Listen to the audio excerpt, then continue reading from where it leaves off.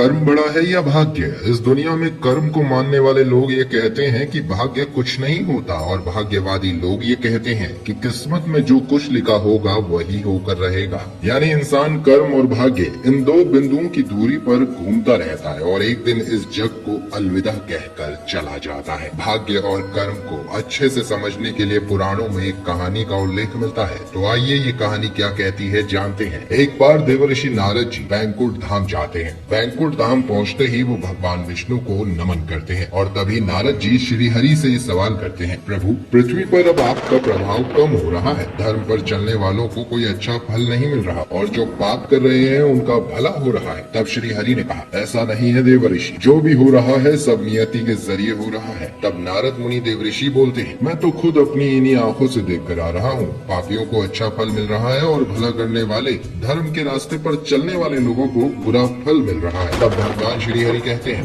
नारद कोई ऐसी घटना बताओ। तब नारद मुनि देवर्षि ये कहते हैं, पृथ्वी पर कुछ देर पहले घूमते हुए जिस घटना को देखा था उसे कह सुना देता हूँ। नारद जी कहते हैं, अभी अभी मैं एक जंगल से आ रहा हूँ, वहाँ एक गाय दलदल में फंसी हुई थी, कोई उसे बचाने वाला ही नहीं था। तभी एक चोर उधर से गुजरा, गाय को फंसा हुआ देखकर भी वो नहीं रुका, बल्कि वो उस पर पैर रखकर दलदल लांग कर निकल गया। फिर तभी उस चोर को आगे जाकर कुछ सोने की मोहरें एक पेड़ के नीचे पड़ी मिली। फिर मैंने थोड़ी देर बाद ये देखा कि थोड़ी देर बाद वहाँ से एक वृद्ध साधु गुजरा, उसने उस गाय को बचाने की पूरी कोशिश की और पूरे शरीर का जोर लगाकर उस गाय को बचा लिया। लेकिन मैंने ये देखा कि गाय को दलदल से निकालने के बाद वो साधु आगे गया तो एक गड्ढे में गिरकर मर गया। बताइए ये कौन सा न्याय है? तब नारद जी की बात सुन लेने के बाद भगवान श्री हरि बोलते हैं, यही सही हुआ, जो चोर गाय पर पैर रखकर भाग गया उसकी किस्मत में तो चोरी कर बचना निकलना था, लेकिन उसके इस पाप के कारण उसे कुछ मोहरें मिली जो कि उस नगर के राजा के द्वारा बिछाए गए एक जाल के रूप में थी,